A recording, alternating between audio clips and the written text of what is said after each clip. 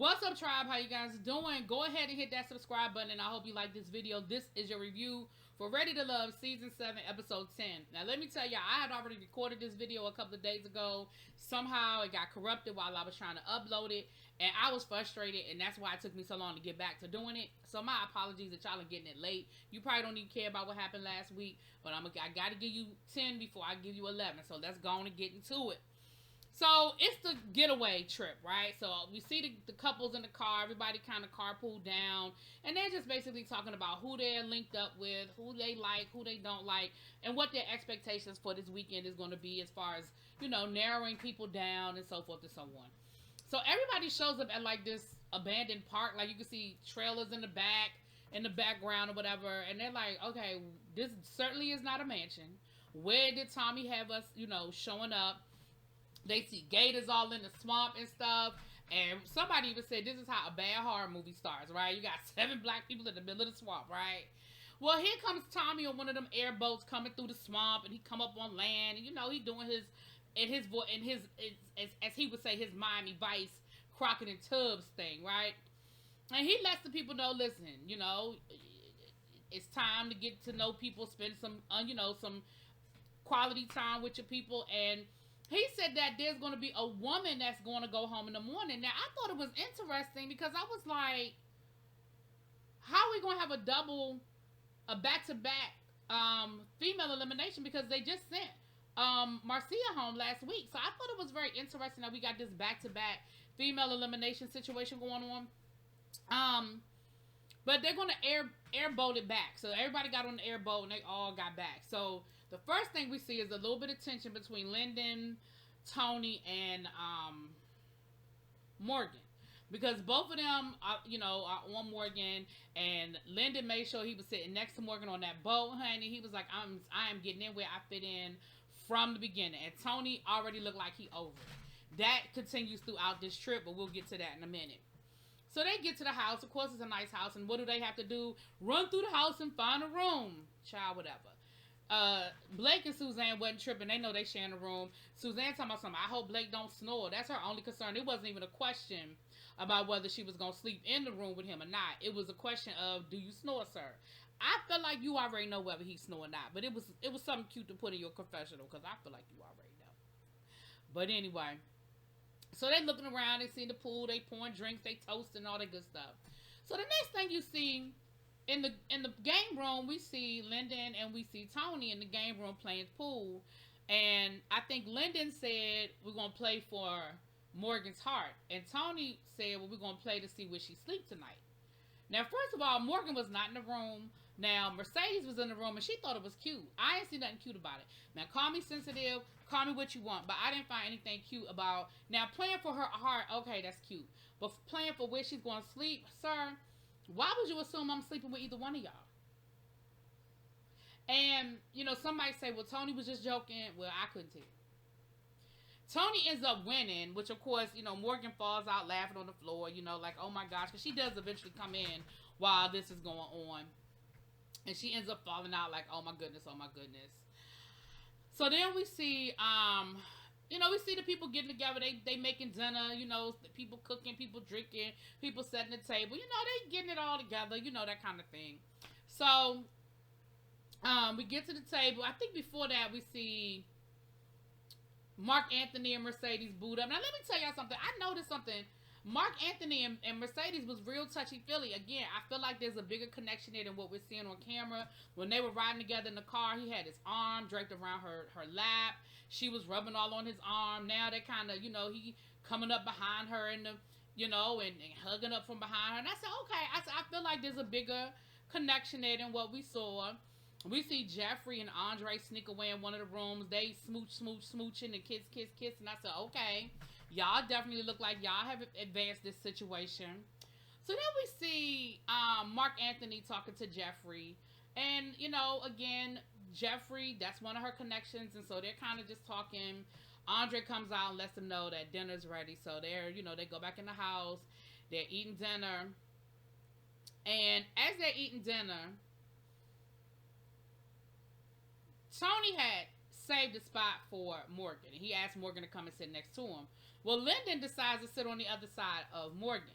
Tony's irritated. Tony's pissed. He's making little nasty comments. Him and Morgan was like, chill. What is wrong with you? He was like, why he always got to be around? Like, why is he here? Why is he here? And she was like, listen, you wanted me to sit next to you. I'm sitting next to you. He was like, yeah, but why he over here?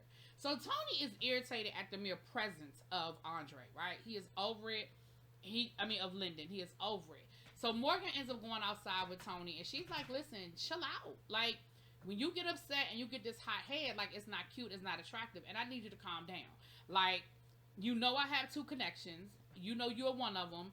Why are you tripping? Like, when Marcia was here, why we talking about Marcia? Why we talking about Marcia? Because when you were flirting with Marcia in front of me, I played it cool.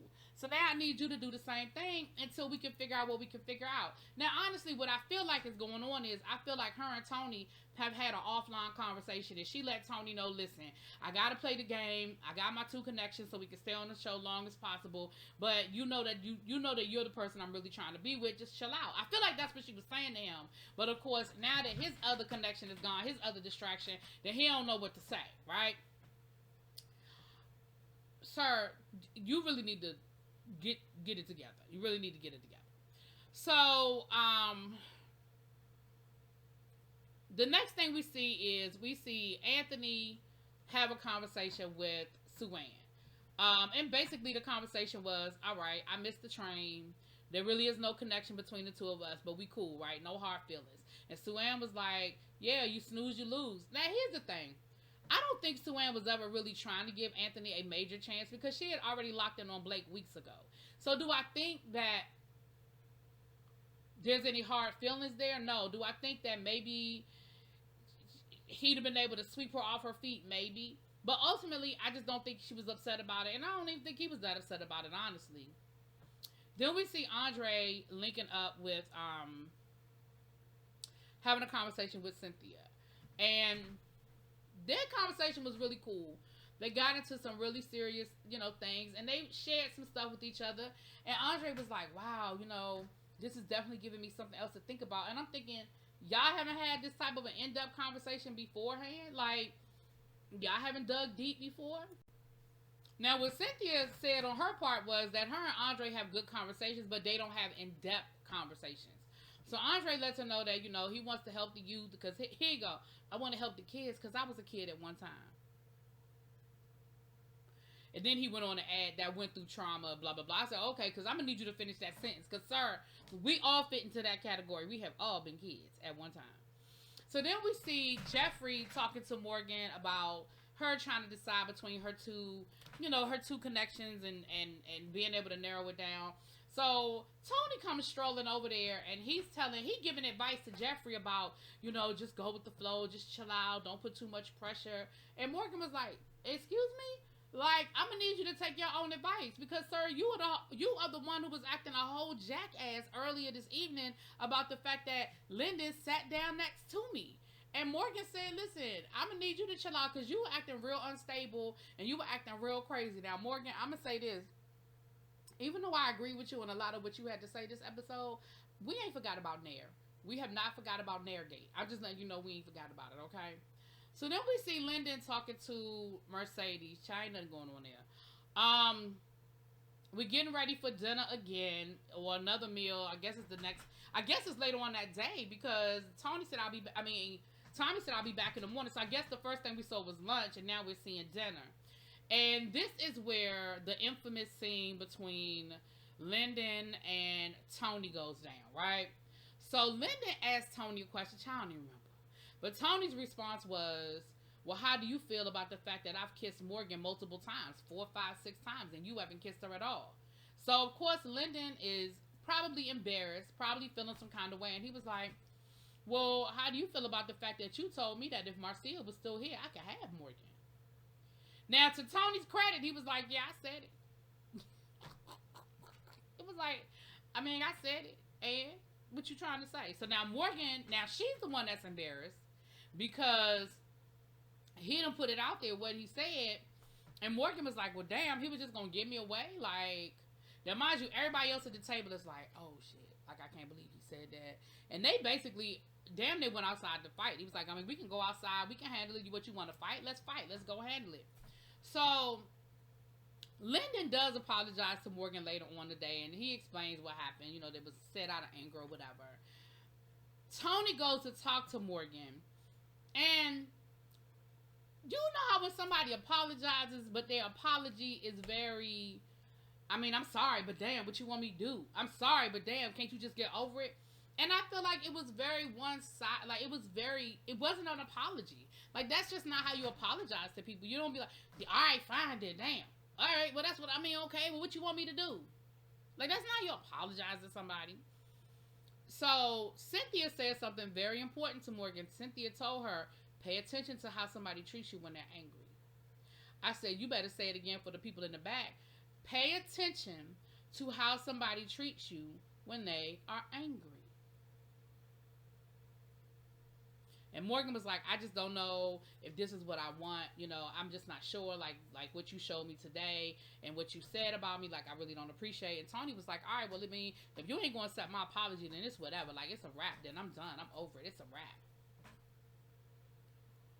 I said, well, here we go. Now, down to the hot tub, we got Jeffrey and Andre in the hot tub, smoochy. Now, mind you, like I said, they done already smoochy earlier. So, again, I feel like that's the connection. You know, I feel like that's where we are with the connections. Now, the next day, Tommy shows up, and, you know, of course, they have to let Tommy know, yeah, you know, it was almost a situation here last night, but they done worked it out. You know, everybody's cool again. And they have to decide which one of the females is going home. Now, I ain't going to go through the whole conversation of who said they was their top and who was in their bottom. Child, we know what it is, okay? We know that Jeffrey has connections with Andre and with Mark Anthony. We know Mark Anthony has connections with Jeffrey and with Mercedes. We know that Anthony has connections with Mercedes and with Cynthia. Andre has connections with Jeffrey and Cynthia. Blake is locked in on Suanne. Tony is locked in on Morgan. Morgan has connections with, you know, with Tony and with Lyndon, right? That's really what the breakdown is. I hope I ain't forgetting nobody, child.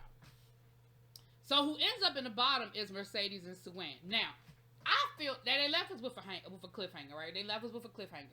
I feel like Suanne is getting sent home because her only connection is Blake. Whereas Mercedes has two potential connections, and we know that her connection with Mark Anthony is pretty strong. Now, you never know what happens with these votes. You know, I've talked to Ready to Love people, and they say it ain't just them. Sometimes production gets involved. So who they choose to keep versus who they should keep, I don't know. But I feel like Suanne should be going home. Her and Blake can go right off into the sunset. And we really should be seeing how this Mercedes triangle works out with Mark Anthony and Anthony. Okay? That's what it is. I know we had an episode last night. I'm going to get to it as soon as I can. Let me know what you guys think. I'll talk to y'all later. Peace.